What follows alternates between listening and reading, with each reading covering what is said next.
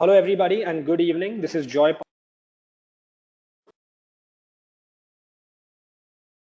Hi, everybody. This is Joy Parekh here from Emarticus Learning. I hope you're able to hear me nice and clearly. I'm also going to be sharing my screen with you very shortly. If you can quickly confirm that, and then I'll be happy to just go lay down the agenda for the rest of this evening.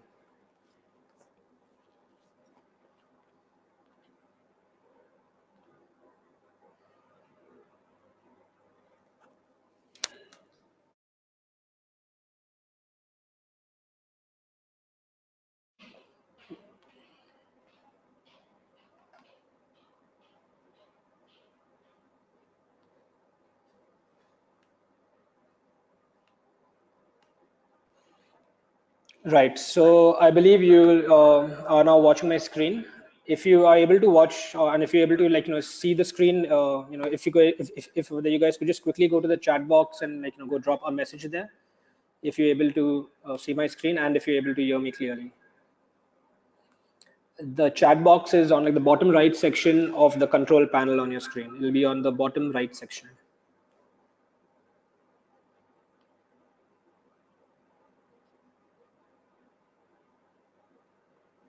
Right. I think there's a questions tab as well. Okay, I've got a confirmation right now from Chintan, Abu, from Harshit, Pankaj, Sudeep, Chintan, Arun. Yeah, perfect. Okay, guys. So I think without much delay, I'd like to get started. But I think before we do that, I think we should wait another 2-3 minutes or so for a few of the other attendees to also join in. It's about 6:03 right now. I think we should circle back in the next 2 minutes at 6:05. Until then, I'll request you all to just hang around, and we'll be back in the next 2 minutes with you. Thank you.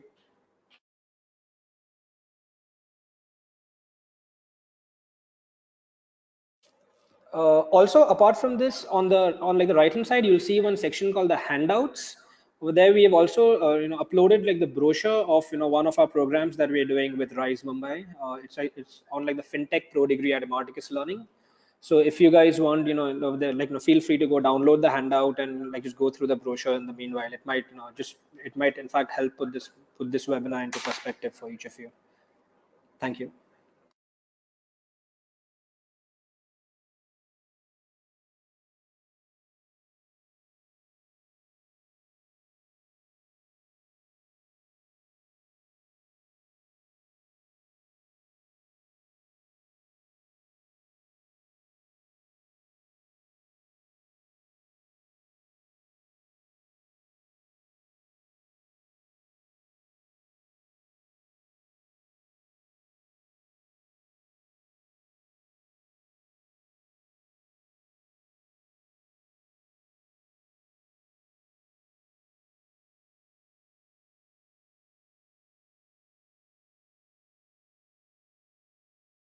Right. I think it's 6:04 right now. I think we should get started. We've got about I think 70 odd attendees in.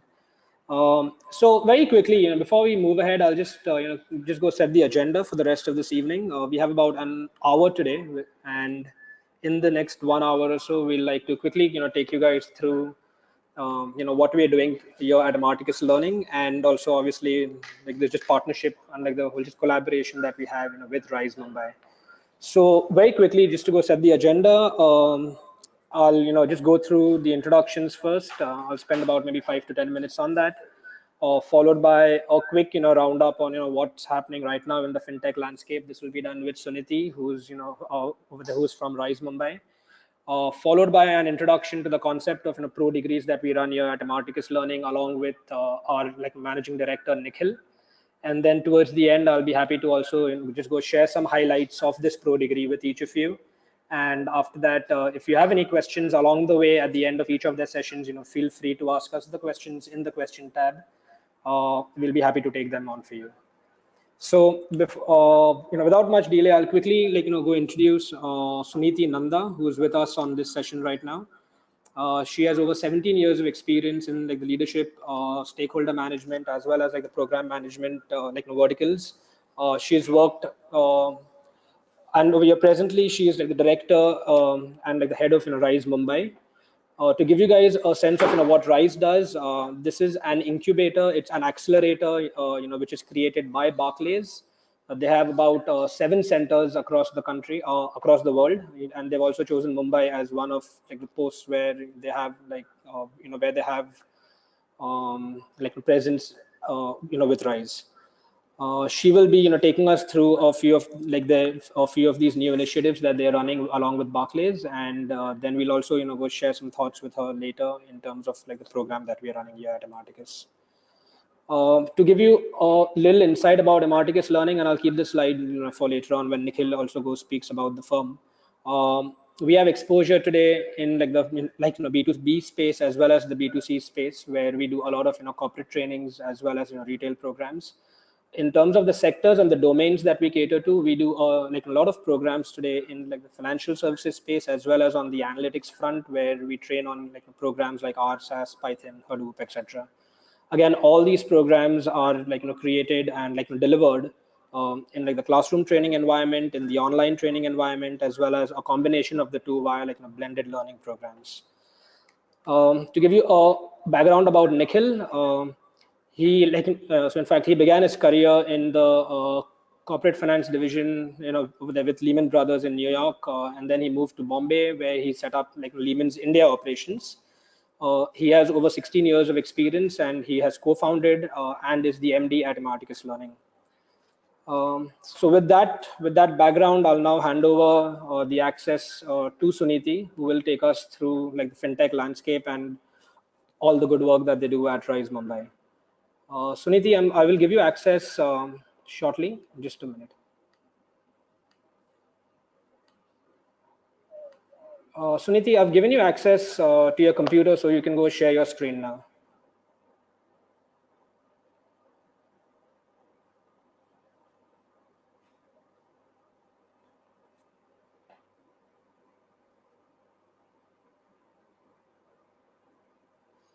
Suniti, are you able to hear me? This is Joy. I think you also might need to unmute yourself.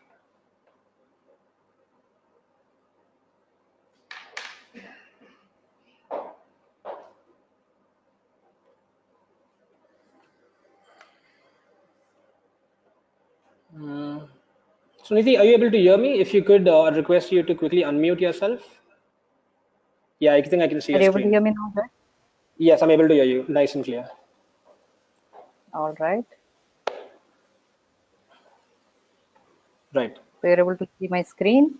Yes, I'm able to see your screen as well. Okay. Do you want me to put my webcam on? Does that make sense? Yeah, absolutely.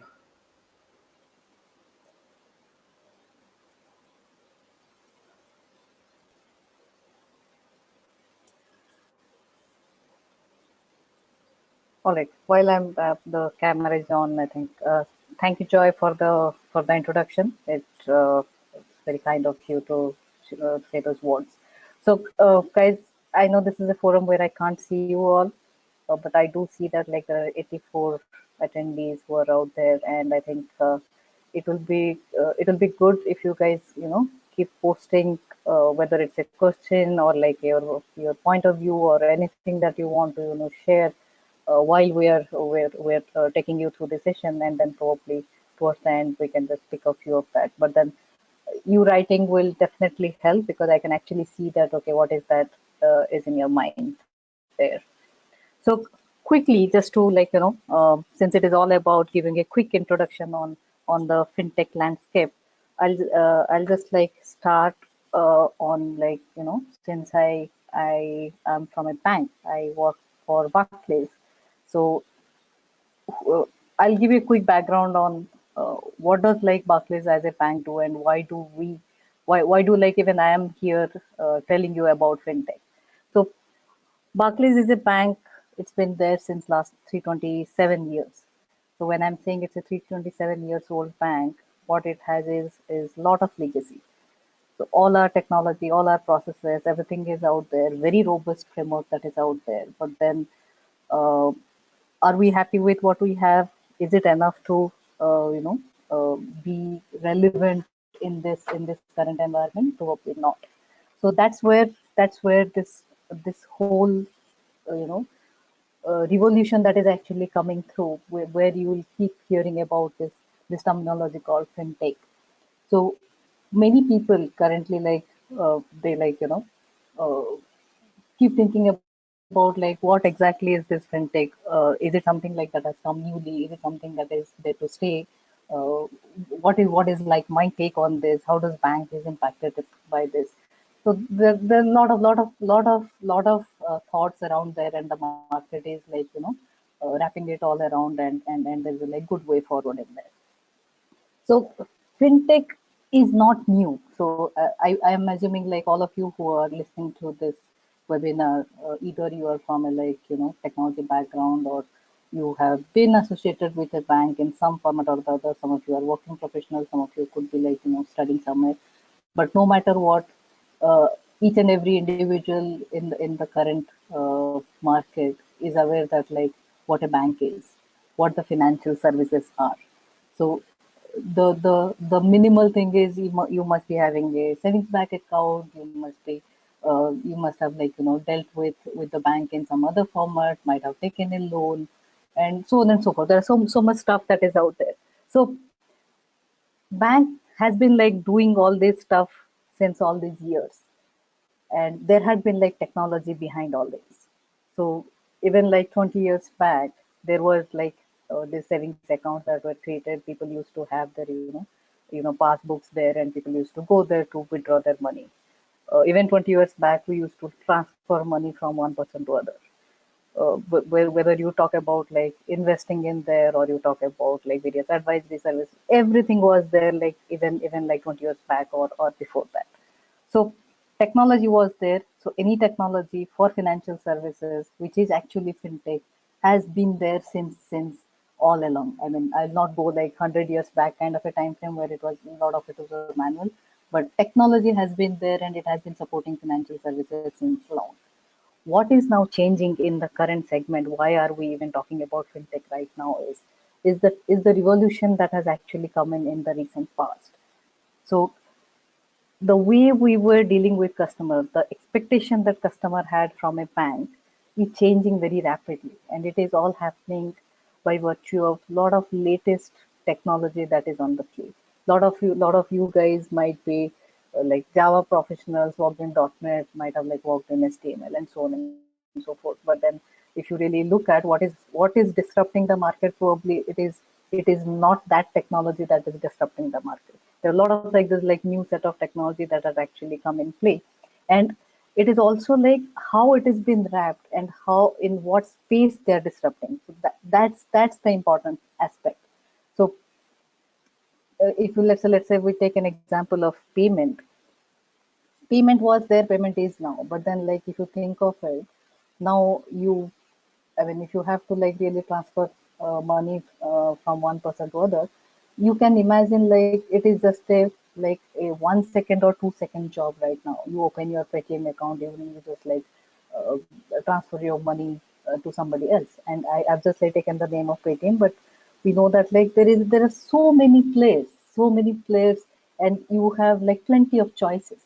So this was not the case a few years back, and this is what exactly is changing. The fintech revolution is nothing but this like the whole set of new technology that is blended in, and like giving a completely different experience to customer, and there is no end to it.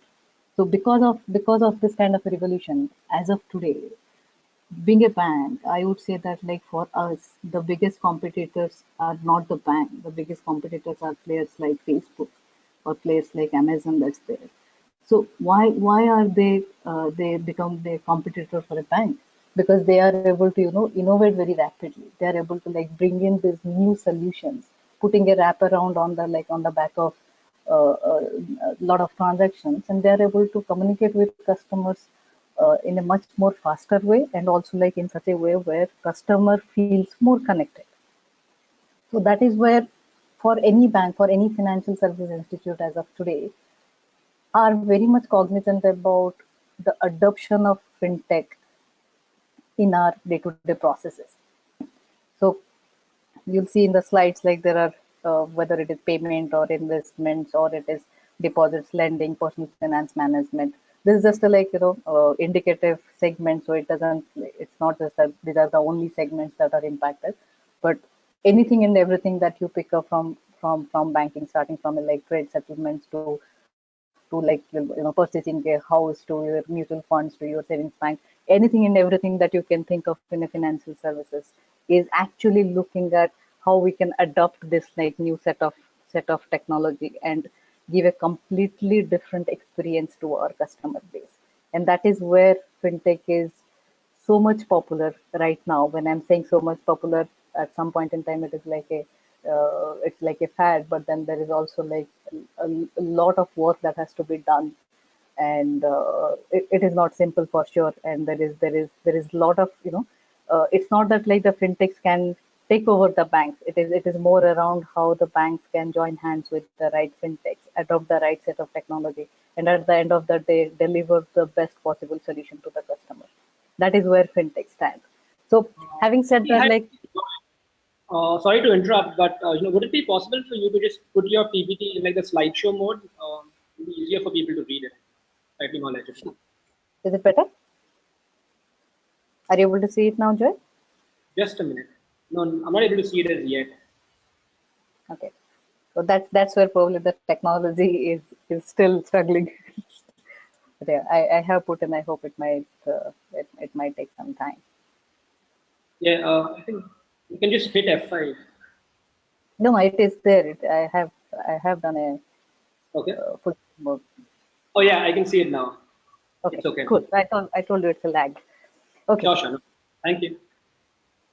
All right. So going back to the fintech revolution that we are talking about.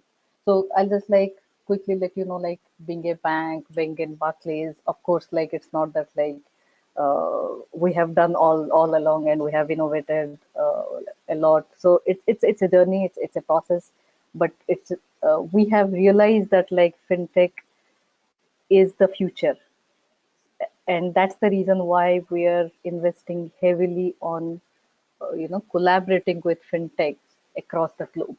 So as Joy have mentioned, we actually have such kind of innovation platforms across the globe. So we are present in 7 locations, starting from New York to London to Cape Town to Tel Aviv, and Mumbai is one of our 7 sites. The reason we have brought in these locations are to collaborate with these fintechs. So this collaboration indicates something. The collaboration indicates that there is a future. There is a strong interest. There is a strong intent from the banks to interact with these fintechs, these smaller companies who are coming up.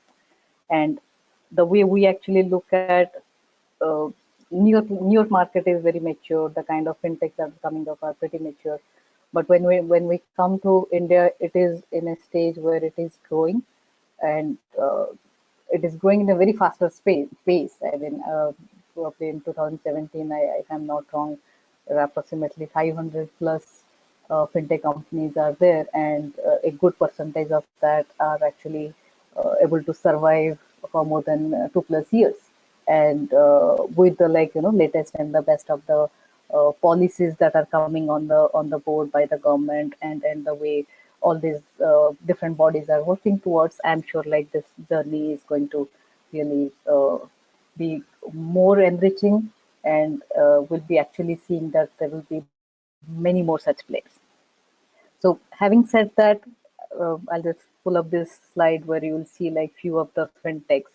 So some of you, I mean, I'm sure you all would be aware of Paytm. Policy Bazaar is also very known. I'm not sure Cubera and Obstruct, some of you would be aware of or not. This is just like few of the examples. There are like many more that are out there. Paytm is something that has like been a unicorn, and we don't like talk about them as a startup anymore. But then if you remember like few years back, they actually started very small, and they are like growing big, and there are a lot of many other names in that side, in that space, in the wallet space, in the lending space is actually coming up. So this is something you can just read through. I'm not gonna go through this.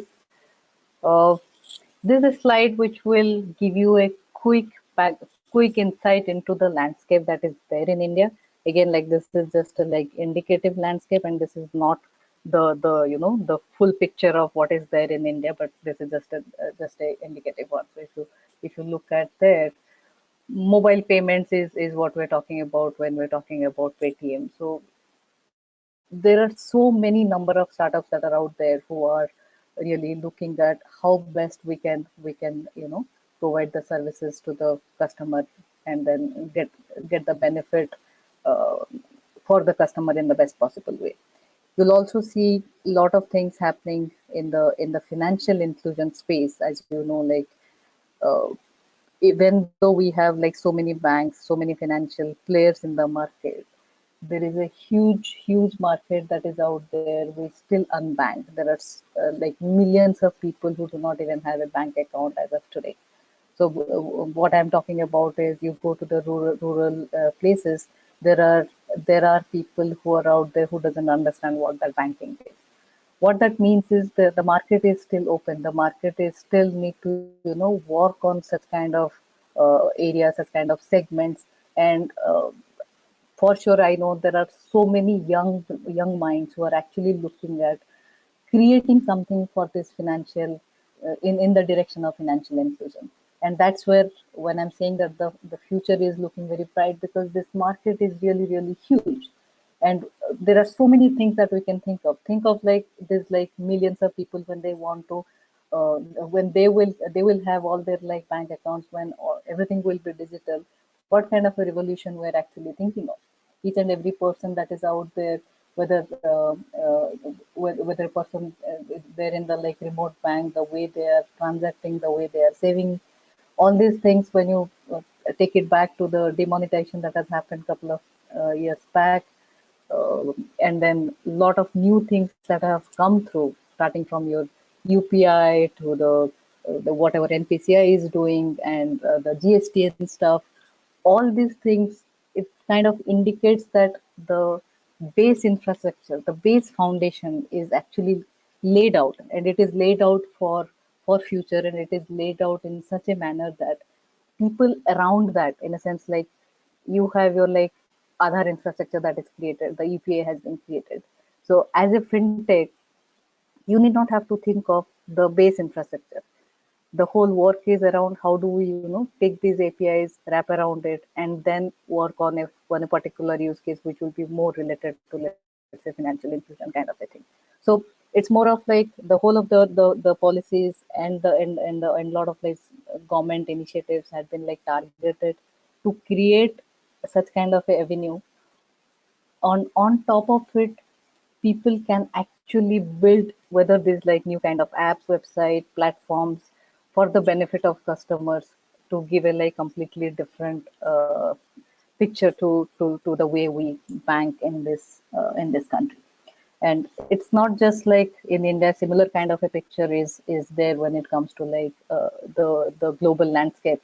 It's just that like the problems are different. Probably financial inclusion is very big for us, but then when it comes to financial inclusion, it might not be that big when it comes to US. But then there are like a lot of different kind of problems that they try to solve. So across the globe, the opportunity is out there, and the infrastructure is out there. It's all about the young mass, the new people coming on board, thinking about it, putting their app around, and creating something.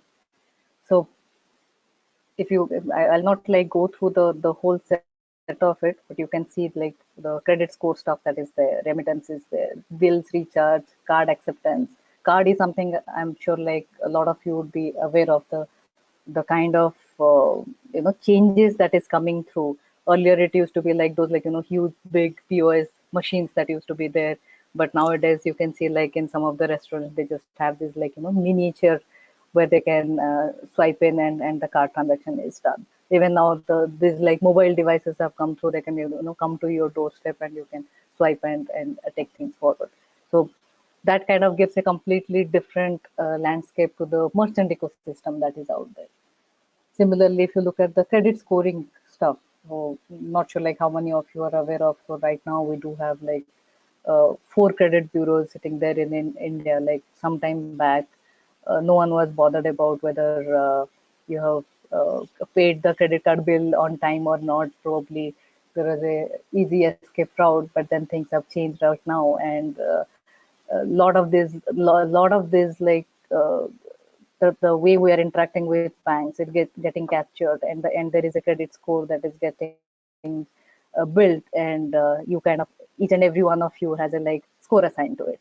Now think of it, when everything is going digital, how important this credit score is going to be, in a sense, like if a loan is getting uh, sanctioned in few minutes, or like rather few seconds, then of course the risk that is getting there's a lot of risk that gets generated in there. But then this kind of bodies, like the credit scoring mechanism and stuff like that, they are actually creating or enabling this whole ecosystem to take it to the next level, in a sense, like if I have to, like, give loan to a student, then and the student might not have a, like, the regular credibility around, like, a loan or anything like that.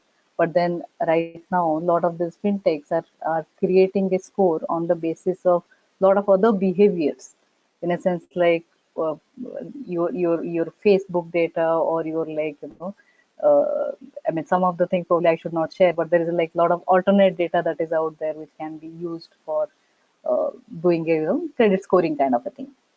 So so lot of this kind of stuff is happening. I do see somebody has mentioned that, please mention it in layman's language.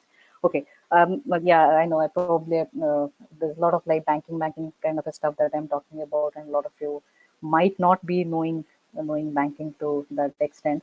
So we'll see if we can like cover some of it probably as a question, or I can actually explain. So going ahead, uh, this is just a, like, it will give you a quick understanding of what are we talking about and how big is this industry. So if you really look at this, like $45 billion is the sector value that's going to be there by 2020, and that's huge. So that actually shows that, like, where the whole world is actually moving towards. The India fintech size is also like it's 2 billion. Uh, yeah, it's not just like projected for 2020. I think 2 billion as funding. It's all. I think in 2017 we already like raised almost, like, we did see investment of around 1.8 billion, or something like that. So in nutshell, what you see here is there are lot of movements that's happening. There are a lot of money that is out there. Many people are pouring in their money on these smaller companies, the fintechs that are coming in there, primarily because of the new way of working and the new technology that they are bringing in. And this pouring in money, it just indicates one thing, that they want to support this particular players, and then help in laying out the future for these fintechs, who will ultimately, either be like, working in parallel with banks, or they will be like joining hands and working with a bank, or they could be like, doing something which is a, like, peripheral service, and somewhere it is converging into a bank. Again, the global fintech VC investments, this is again huge, and that's where, like, it just like indicates that how does the overall global landscape looks like, and where it is moving towards. So having said all this, there's one thing that is very clear, that fintech is here. Fintech is here to stay. Fintech is growing. There is a lot of interest from all aspects. Banks are interested. All financial institutes are interested. The VCs are interested to put in money. The students are interested to create something on their own. Government is interested to support these companies. Now, so the whole recipe is out there, but then, like, the biggest item that is probably missing in all this is the people who needs to really create this, or let's say, like, uh, if fintech startup has been, set up, and in a year's time they go from 2 people to 5 people to 10 to 100. So the kind of technology that has been used in all these fintechs is very, very different than what is a commodity technology in current landscape. You will see a lot of people with the Java and .NET kind of a skill set, but then is it the only technology that will help us in achieving what we want to do when we are talking about this technology revolution? So that is where we kind of see a like very strong interest, and even as a like large organization as banks, we ourselves are also looking at how do we reskill our people. So we have 25,000 technology people who are working to support various our applications. But then it's not that like we let go of these people, and then while we are in the journey of new technology adoption, we go ahead and take all the new people with new skills. No, it's not possible. First of all, in the market, the skill is not available. I mean, when we say right now, I have, let's say, a machine learning lab is getting set up. When I go to market to hire people who knows machine learning or who can work on machine learning, it's not easy to find that skill in the market, and that's the truth. So to ensure that like the whole ecosystem in the direction where it is moving to, and ensure that like we get the right skill at the right time, lot of the academics, lot of business schools, a lot of these organizations are actually have joined hands and have put in a lot of the courses and the reading material and trainings and stuff like that has actually been done. And we're really hoping that like the future looks brighter. And if we kind of club all these things all together, then there are a lot of things that can be done. There are a lot of things that can be created, and then at the end of the day, the very innovative stuffs can be done for the customer and for the future. So having said that, my slides are done. So I think it would be good, Joy, if we can take some few questions. I do see like some of the people have mentioned something, but I'm not able to. Sure. Sure, Suniti. So I think we have enough time to maybe take in two, three questions in here. Right. We already have a few which have come in, and I would encourage like the rest of all the attendees also to share their questions with us. Why don't we take one that's come in from maybe the one that we got earlier, from Nagi Reddy, saying, for what purpose are you introducing fintech, and can you show us how is it growing in the future in India? Sorry. Okay. Now I have it. This is maybe like the fifth to last. Fifth from the last. Is it? 1 second. So my system is just like giving me a hard time. Uh, Oh, hang on.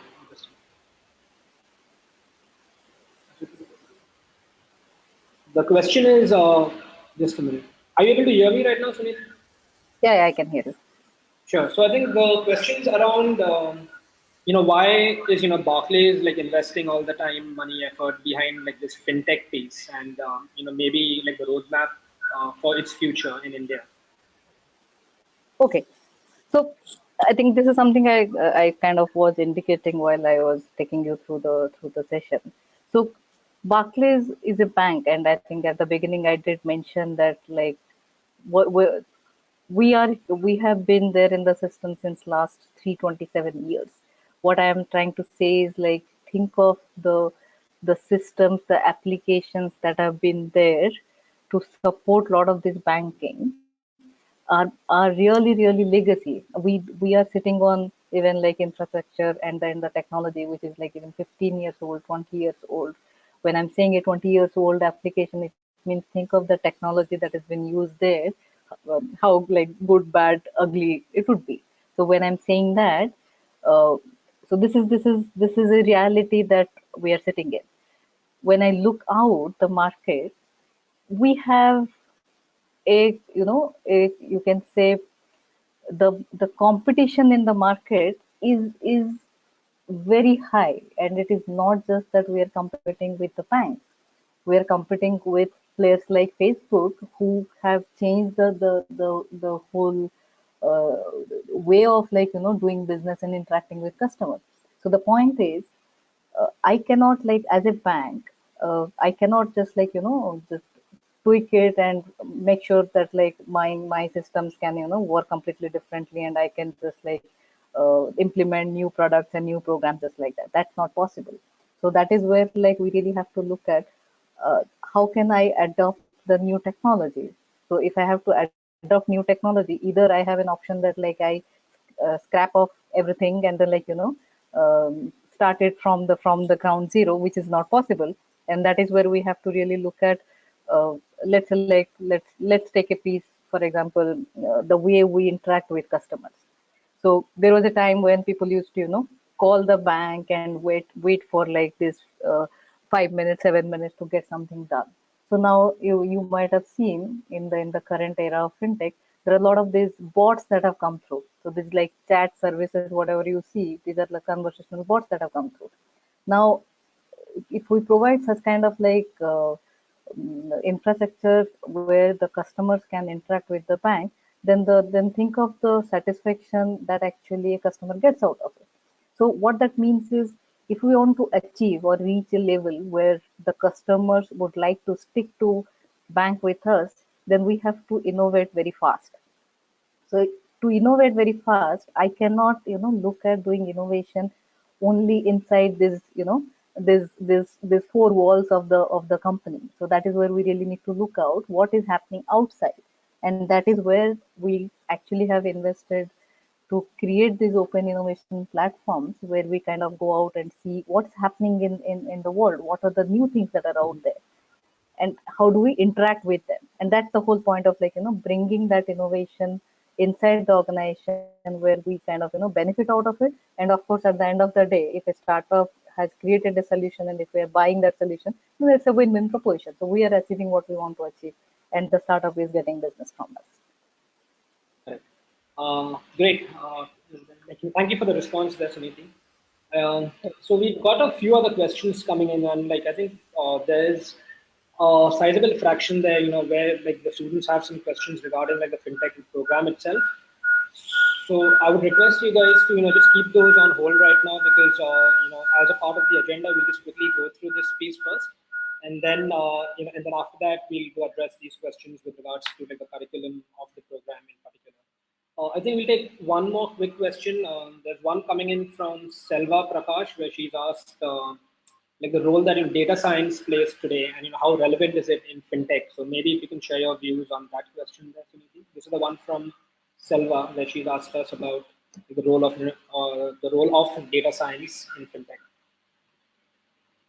Right. So that's very, it's like very close to our heart when it comes to bank.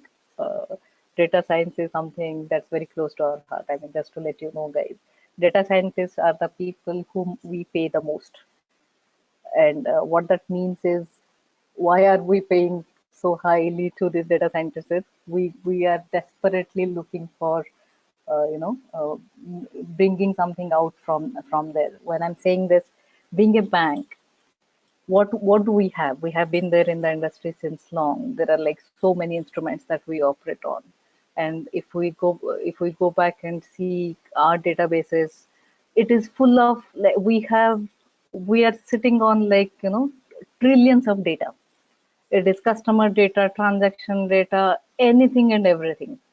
And if you if you understand a bank to some extent, and this data is coming into these banking databases from various channels, from various interactions that we have with customers, or like while a trade is happening or account is opening or you've taken a loan from the bank.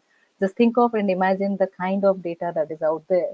And I think we all know that like data is is like gold right now. And data is something where a lot of stuff can be done. Like, just think of it in that way. We are desperately looking at that, how can we create such kind of a layer so that we kind of read this data in such a way that if a customer is with me, I know a complete picture about this customer so that I can give the right kind of products and the solutions for this customer. So think of the change that can be brought in customer experience if I can have a very unified view of the customer by reading all the data that I have for that customer. This is not happening at this point in time. We are doing it, but then it is happening only in bits and pieces. So the way ahead is like really vast, and every part of the bank actually is looking at how do we use our data in the best possible way so that we can, service our customers in the best way. And of course, then it has its own benefit and in making money. Sure. Thank you for that input over there, Suniti. I think I would request all the students and all like the participants over here to just keep asking us the questions, and we'll go take them up. Once we get a little more time at the end of the session. At this juncture, I would like to move on. So what we'll do is, I would like to first quickly thank Suniti for being here today with us. She's taken out like a lot of time of her busy schedule, and we are thankful for her involvement in this fintech webinar today. And I'm going to quickly, go run one poll where we just want to know like a quick. It's a very simple question where we want to know whether like you guys as attendees, whether you guys have experience or whether you guys are complete freshers.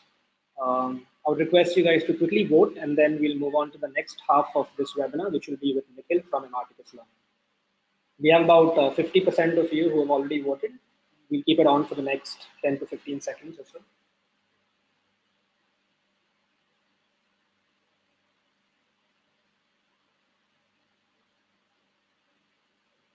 Right, we have about 60% of you who voted, 67 now.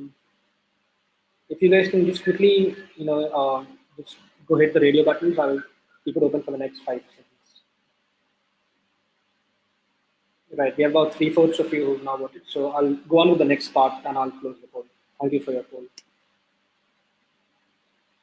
Right. I would now like to invite Nikhil Varshikar from Emarticus Learning to give us his insights on the Emarticus Pro degrees as well as, in particular, to the FinTech program.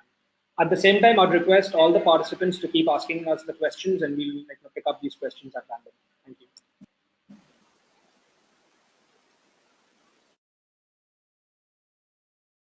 Thanks, Joy. And Suniti, thank you for that overview on fintech. I think it was quite interesting to see the impact that fintech is having on the overall industry. Guys, I won't take too much time on this, but what I wanted to do is get you to understand the concept of pro degrees and specifically Emarticus pro degrees, on how we think about it, why we are trying to do it, etc. Because this will feed quite nicely into the session later, which we are all talking through, which is the fintech pro degree that we are gathered here to talk about. So quickly, right? The idea of Emarticus as a whole was to introduce programs and introduce the curriculum, industry-led curriculum into our programs. So the very, if you look at the mission and vision of Emarticus was to bridge the skill gap between either the academia or the learners from where we are and what the industry needs. So the pro degree is a direct attempt to that. The way we think about these pro degrees is we normally uh, partner with industry leaders in specific areas of instruction, and we get them to give us their views, their advice, their professionals, senior professionals like Suniti come in, speak to our students, etc. And we create a program that hopes to build a career and build, if you will, a skill set that is very relevant to the industry. So in that sense, if you move to the next slide, um, if you look at, we have created programs, just to give you an example, we've created programs with Genpact and data science. We've created programs with E&Y on financial analysis. We've created global markets pro degrees with MCX.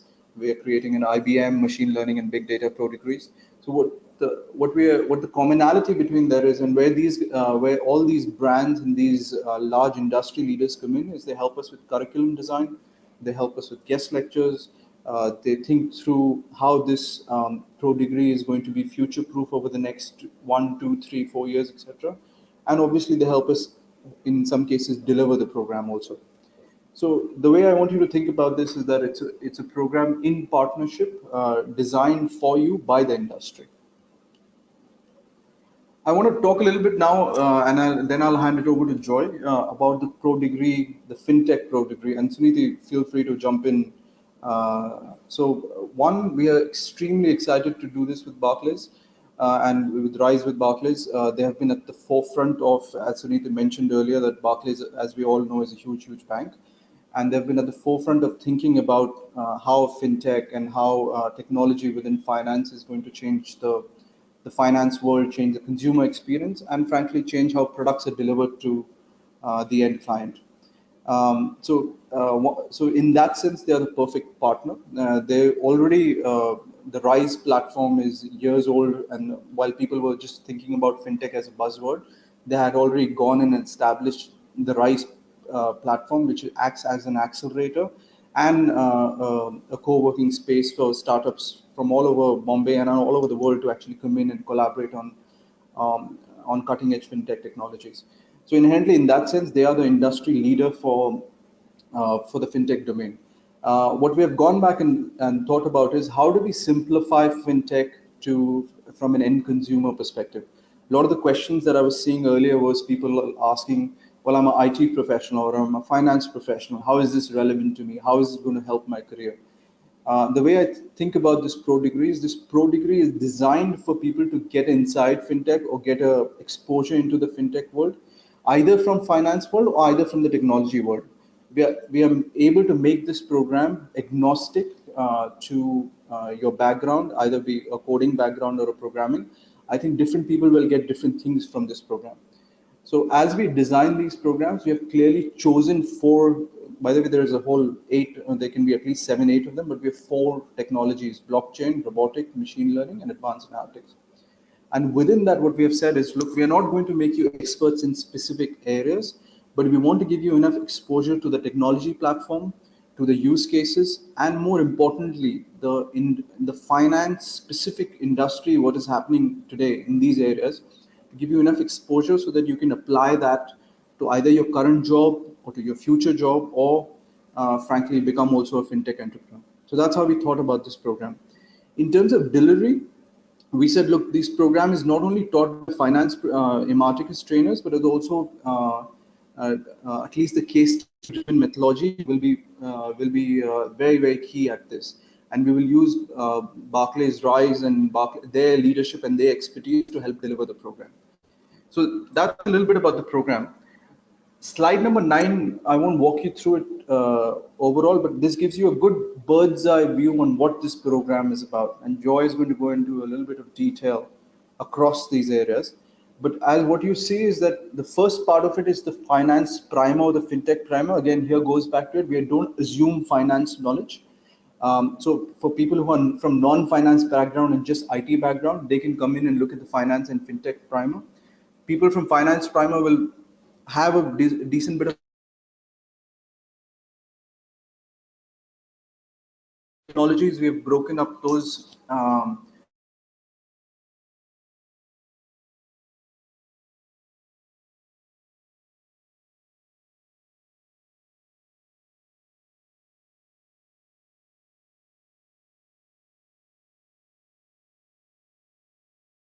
or decide to start your own company or decide to take a fintech project in your company.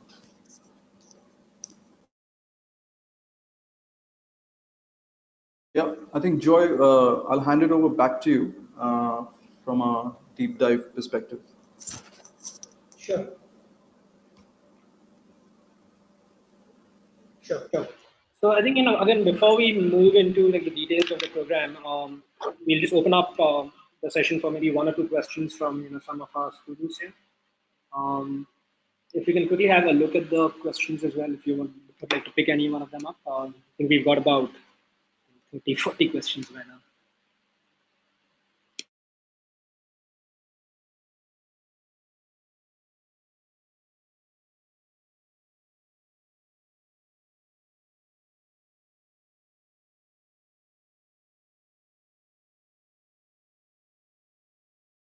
So I'll pick a simple one. I think I mentioned it earlier, but I think it's quite common between some of these. I just lost it. I had it a second ago. Sorry. Can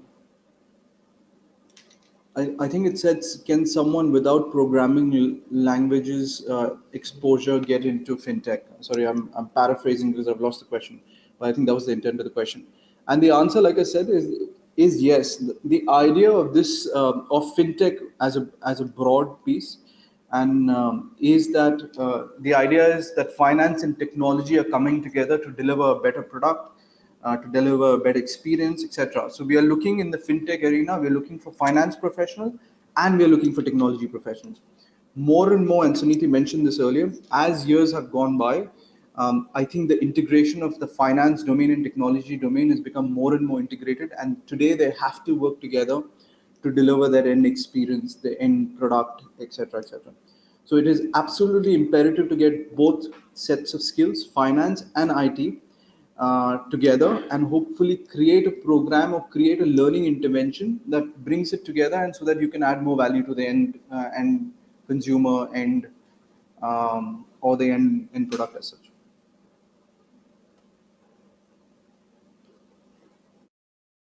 Perfect. Thank you, then, Nitin. Great. So I think before I go deep dive into like the curriculum of the program and all the other details of this program, I have another quick poll for you guys. This one is slightly easier. It's just just your feedback on this webinar. If you could just share your thoughts on like how interesting you thought this webinar was so far. This is quite encouraging. I request the others to also contribute to the poll.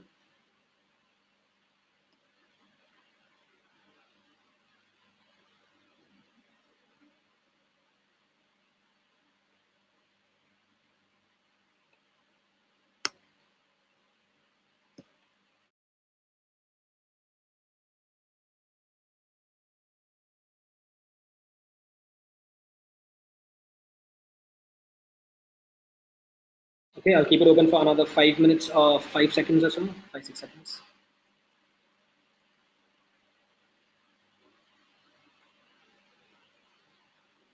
All right, perfect.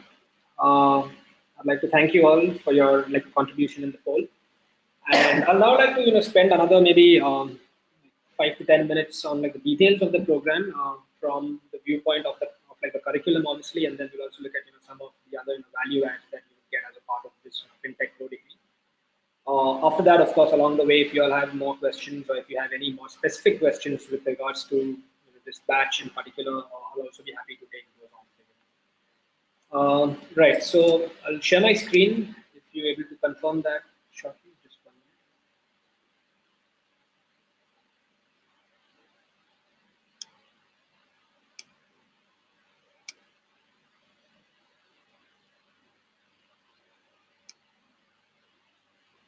I think you should be able to see my screen now with the Microsoft PowerPoint application. Right. So I'll just quickly go take you guys through what you see on your screen right now, which basically encompasses the whole curriculum that you will be going through over the next 4 months or so with us in this program. So to give you guys a sense, this obviously is a 4-month program. We only do this on the weekends because we realize that most of you guys are experienced professionals. By the way, to go share some intel from the poll we did earlier, we realized that 78% of you guys were experienced, whereas 22 were not experienced in terms of professionals. So that gives you a good sense of why we want to do these programs only on the weekends. Saturday and Sunday, so we do about 4 hours each day. To give you a sense again, that's about 8 hours per week. We do this for 16 weeks, for 14 weeks, that's about 3.5 months. And that comes up to about 120 or 115 to 120 hours of instruction that we would conduct in terms of our trainers would come on and have these classes run for you in the same environment as the ones that we are using right now. So we wouldn't use GoToWebinar, but we use another application, which is another derivation of GoToWebinar, which is called GoToTraining. GoToTraining is particularly made for online training programs like this one that we do. Right. So without much delay, I'll just quickly go hop into the this whole curriculum itself. Just 1 minute. Are you able to see my screen in the full screen mode? Because I'm getting some mixed feedback from my side here.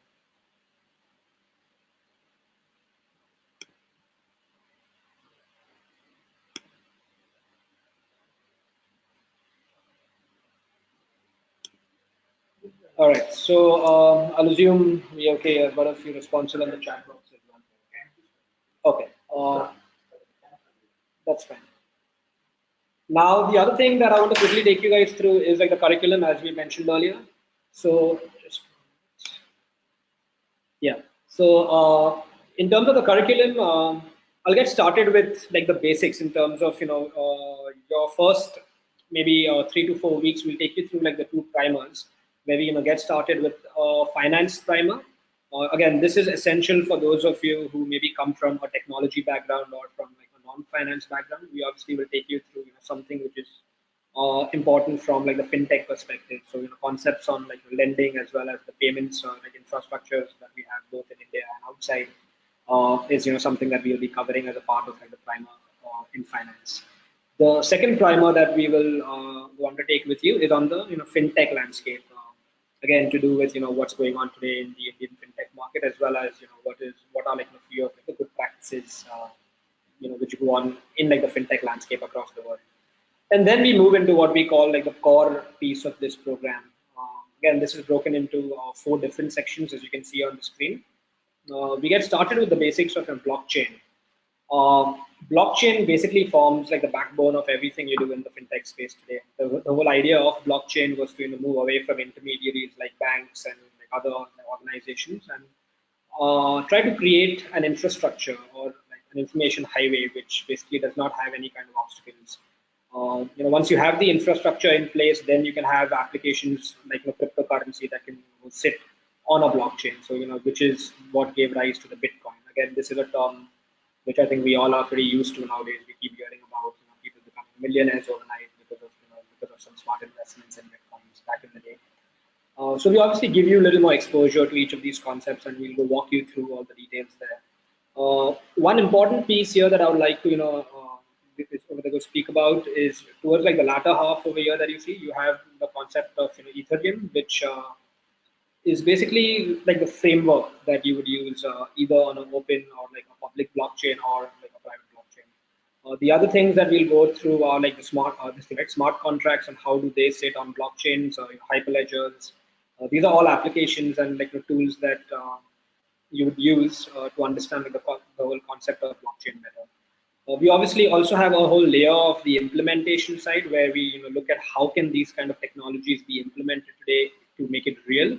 And then at the end we have this case study that we bring in from Barclays, from Rise Mumbai, and this has been co-created with them. And these case studies would help you get a more real life example on each of these concepts like blockchain, RPA, ML, as well as advanced analytics. Then again, just moving ahead from blockchain, the other part that we would spend about 25 hours on is the RPA, or like your robotics process automation. In RPA, we look at how is this different from the earlier way of of doing like these automated processes, especially for mundane like operational like roles at organizations.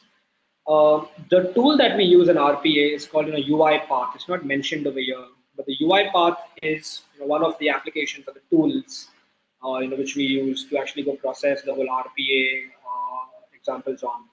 So there could be other tools as well which you could use. There's another one called Blue Prism, which has got a lot of insight nowadays, and people keep talking about its applications also. But because UiPath is an open source application, we'd be using that to explain the RPA concept. Apart from UiPath, we'll also, of course, we look at different case studies. Again, these are all co-created with Barclays and Rise Mumbai. After RPA, we move on to the ML or like the machine learning part. Again, this is very like central to everything that you will do in fintech. Again, there may be questions from guys in the domain who might say that, look, I only come from like a finance background, and how will I pick up the concepts of machine learning? Again, you don't need to go worry about that too much, because we also will take you through an overview of Python, which is the application that we will use. If you see, the third and the fourth sections on ML and like advanced analytics are interlinked to a sense where you will need to know like the basics of Python across both of them. We have certain concepts of TensorFlow, Keras, which you will use as a part of the ML learning module that you have. Of course, then the fourth one is the advanced analytics piece, where we look at everything from like predictive to prescriptive analytics. Of course, descriptive and diagnostic and analytics as well. The tool that we use here is Python. Again, this is like the tool of choice today for everything that you do in the AI and the ML landscape. As I have mentioned earlier, for blockchain and RPA, the same thing is true even for ML and advanced analytics, where at the end of each of these modules, we'll do a case study, which is along with right number. I hope that gives you a sense of comfort in terms of the curriculum. At the end of this, we have a capstone project that you do, where you pick up a topic of your choice, which could be across any of these four verticals, either blockchain, RPA, ML, or advanced analytics. And after you have created, and again you'll be working in groups along with your other classmates, and then you also have the ability to basically push this out in terms of go present this to the leadership at Barclays Mumbai. Again, you don't have to be here in Mumbai. We've in fact heard this question from a few of our other candidates earlier, whether you need to travel to Mumbai to do this program. Again, just to be very clear, you do not have to travel to Mumbai to do this program. This is a 100% online program where you can do it from the comfort of your house or your office. All you need is a computer, an iPad, any kind of tablet, or a mobile phone where you can download the applications, both on the LMS side as well as the live classes.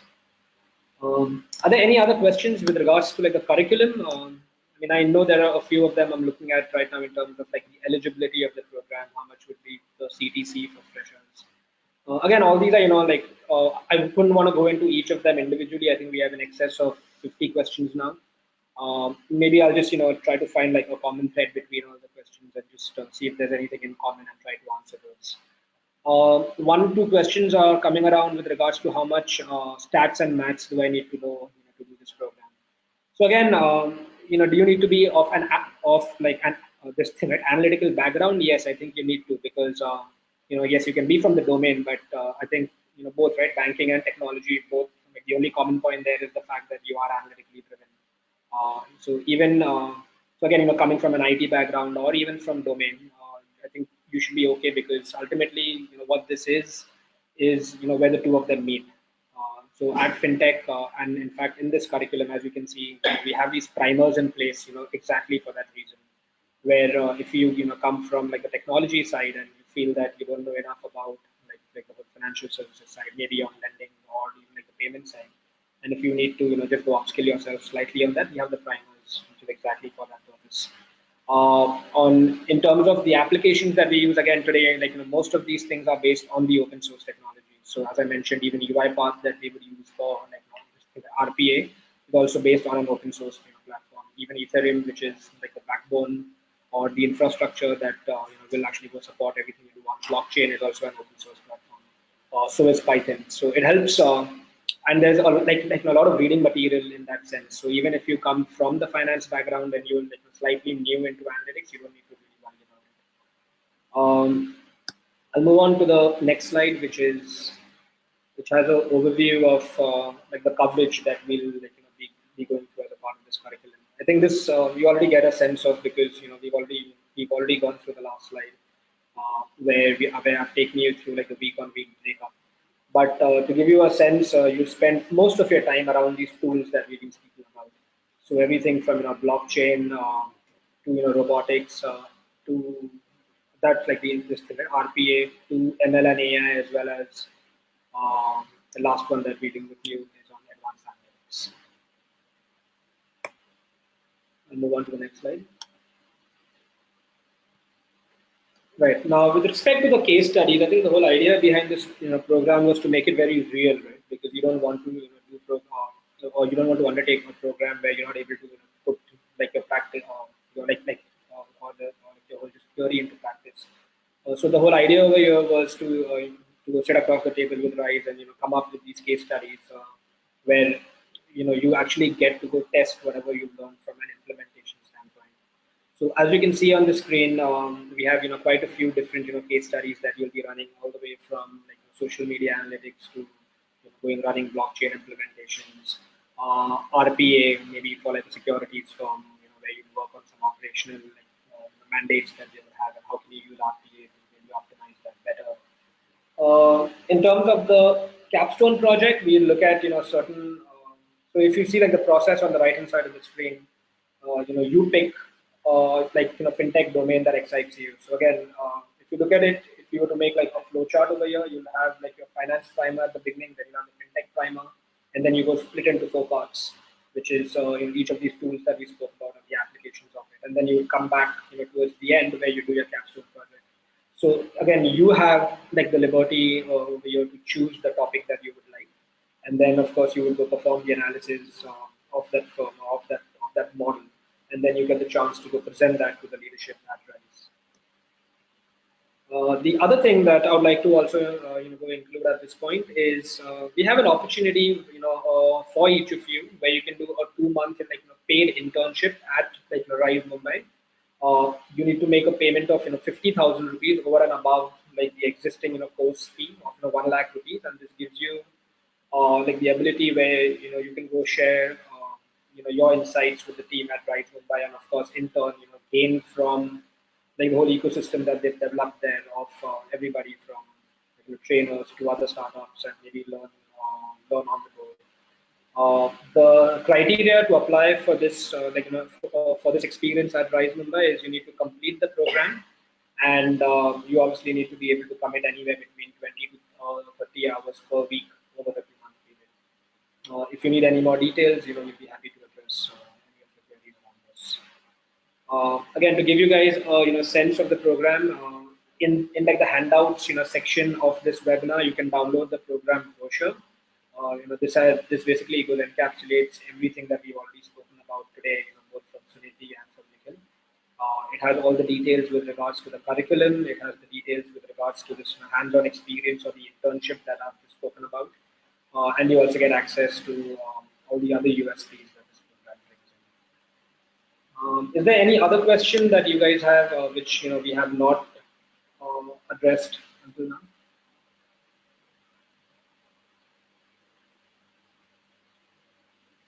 If there are any other questions pertaining to the program in particular,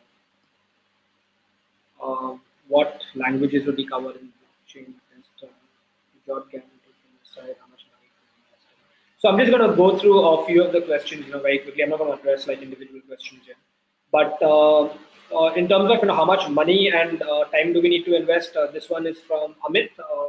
So Amit, this program retails for rupees 1 lakh. You can make a payment of about 20,000 right now to block your seat, and then once you have that in, we are looking at launching this on the 24th of February, which is a Saturday. So we'll be starting this on the 24th of Feb onwards for the next 4 months. So yes, you need to invest time, uh, 4 months and all. And in terms of the amount, or in terms of the fee, it's 1 lakh rupees for the program, for the 4 month program.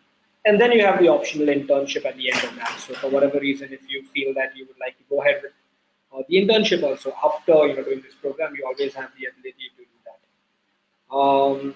Job guarantees from your side. I think the other question that had come up earlier also, I think from Amit only, was do you do we get a job at Barclays after completing the course? So I'll be very clear about this, that no, you do not get a job after completing this course at Barclays.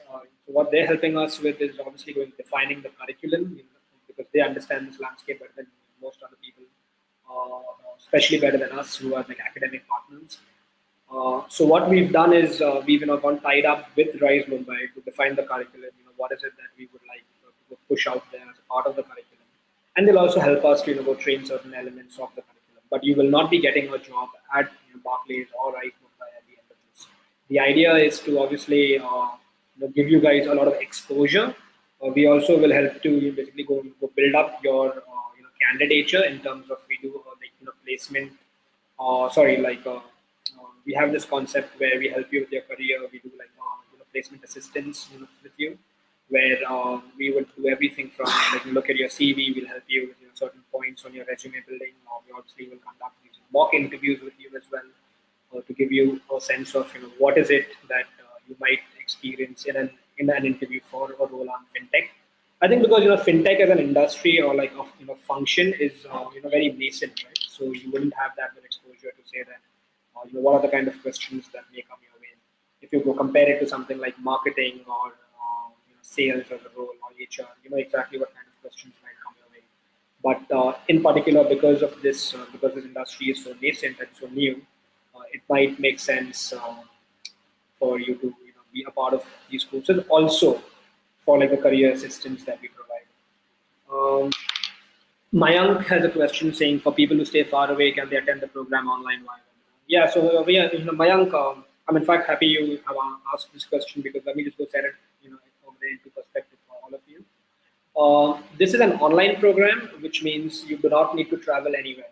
I mentioned this earlier as well. You can do the entire program from your house. All you need is like a laptop or a tablet or a smartphone. You basically again, we would use tools and like platforms exactly like this, where instead of me, there will be a trainer, and instead of you only being able to see yourself, you'll be able to see all your classmates together. The platform that we use is called GoTo Training. You can feel free to also hop on to Google after this session's over and just get to know a little bit about what GoTo Training is. So I hope that answers your question, then, Mayank. Sabaresh has asked whether can you avail any educational loans for this program. Yeah, Sabaresh, we have a few installment plans for this. We've also actually tied up with a few partners to actually avail loans for you, which are again interest-free loans. So there's no, I mean, it's just the entire amount, 1 lakh rupees that would be divided by say 12 months, and would be 8,300 rupees every month in that end. If you could just get in touch with like your sales representative, or if you can go drop us an email, then I'll be happy to go take that conversation forward with you separately. Arvind has a question on the placement assistance. I hope I've made myself clear with that you will not be getting a job at Barclays at the end of this, but we will assist you to basically just go spruce up everything in terms of what's needed for you to get the job, all the way to the interview, and as well as like the mock interviews that we conduct with you. Uh, and we'll also help to just go through your CV and your resume just to make it more fintech friendly. Right? Any other questions from any of you guys? Thanks, Amit, for that. Placement assistance for the program. What are the job prospects? I'm from Bangalore, so I'd like to go for internship after completion.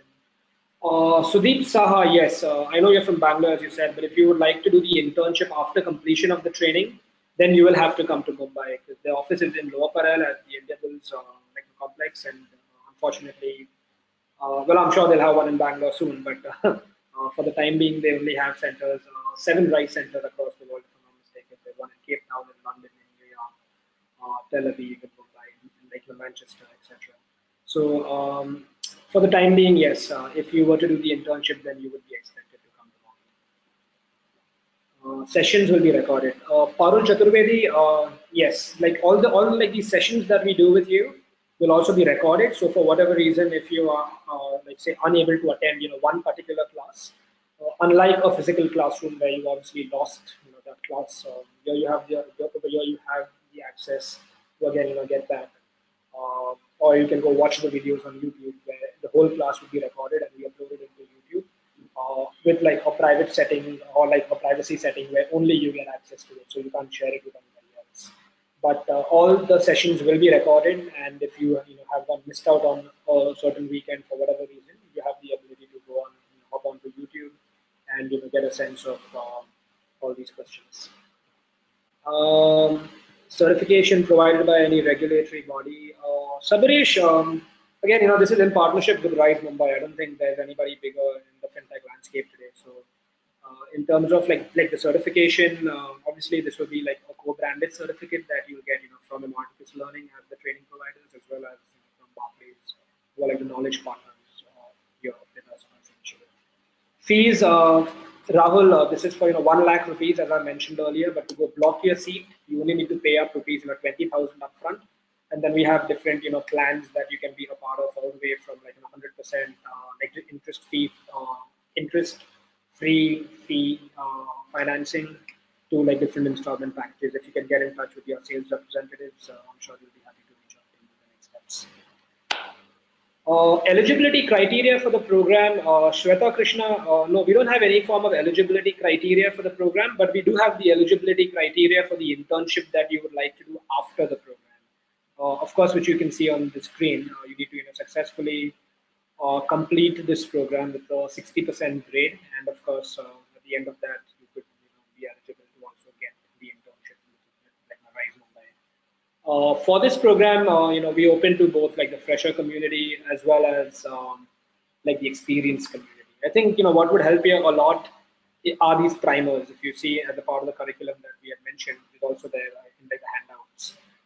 It's interesting because if you are from either of the domains, right, that's either from technology or from finance, we have the right primers in place to ensure that you can get up to the curve extremely quickly.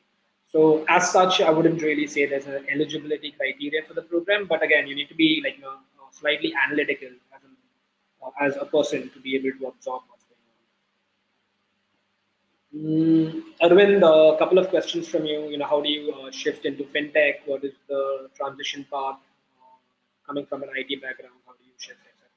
So again, I think most of the questions are around the same concepts, right? That I think fintech, because it is so nascent, you obviously don't have it in like your curriculums in schools and colleges. So it's obviously something that wasn't even around maybe like 5 years ago as a concept. I mean today, everybody's talking about it. Which obviously means that you have to move out of an existing, legacy-based like domain into fintech. So you'll either move, ideally from finance or from technology. So, in your case, Arvind, if you already come from an IT background, I think concepts like machine learning or advanced analytics will be like a cakewalk for you. I think for you, the focus would be more on trying to grasp on to like the domain concepts, which would go revolve around things like finance and like lending and the payments infrastructure. Great. There are quite a few questions. I know we're running out of time. We already shot up a few minutes here and there. How many years of experience? Age limit? No, there's no age limit, Rahul. We've got people from different age groups. So no problem there. Right. So education loan, all the details. So we'll give you all these details, right, Rahul?